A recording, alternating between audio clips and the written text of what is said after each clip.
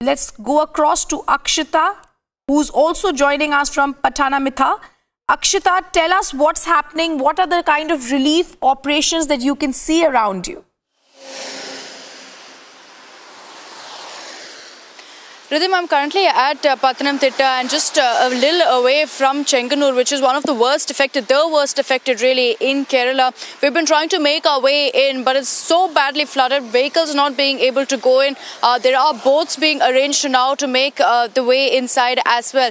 Keep in mind, a number of distress calls that we also received here on Republic TV was from the Chenganur area. So keeping that in mind, we've decided to try and go inside, take a look at the kind of rescue operations that are also there. Snehish also earlier in the day, while speaking to some personnel, also confirmed that several rescue teams have already been dispatched to Chenganur.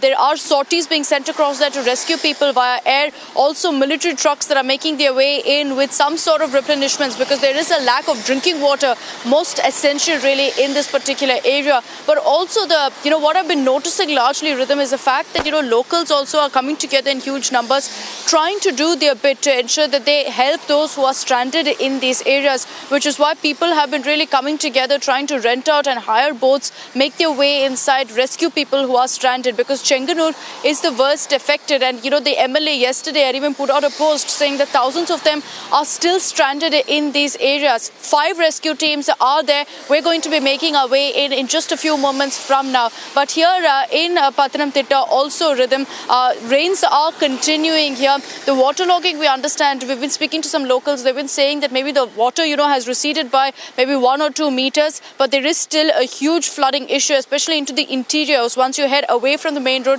into the interiors and the residential areas is where you see a lot of water as well.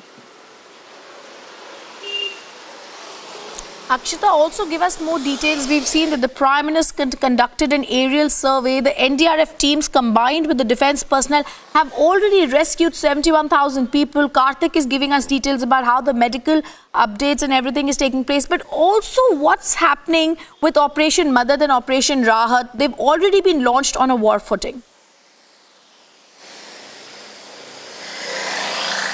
That's right. And, out of the 14 districts that are there in Kerala, Rhythm, only 13 of them are very badly affected. So that gives you a sense of really the scale of this operation also that's underway. The only district that seems to be normal at this point, where there's not too much damage or, of course, infrastructure damage that's been reported, is in Thiruvananthapuram itself. And that's the only place also where you're seeing airports fully functional, where the roads are also fully accessible. So, despite that, on all the 13 districts, we're seeing large-scale operations being taken up.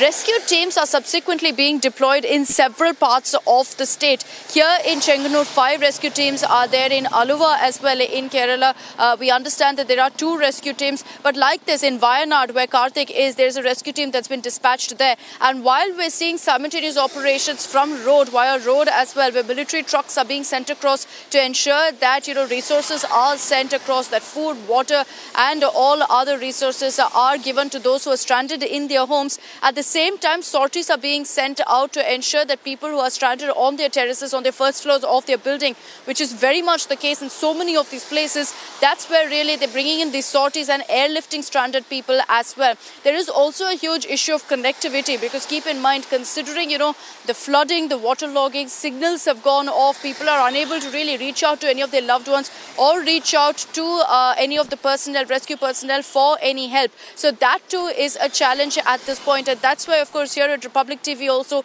we're trying to do our bit. We're taking in distress calls and, of course, reaching out to the rescue personnel to ensure that we really act as a mediator of sorts. And that's why we're also making our way into Chenganur now to get a sense of what the situation is on the ground. We've been getting a lot of callers saying that they're worried about their relatives in these areas, in Pathanamthitta as well as in Chenganur. So that's why we are going to be going there to get a sense on the ground of what is the situation, because we know now that, the kind of rescue operations that have been kicked off in these areas has been doubled. All the efforts have been doubled to ensure that people who are stranded in these areas are immediately also pulled out, are immediately brought to safety and brought to these relief camps which have been set up across the state also, Rhythm.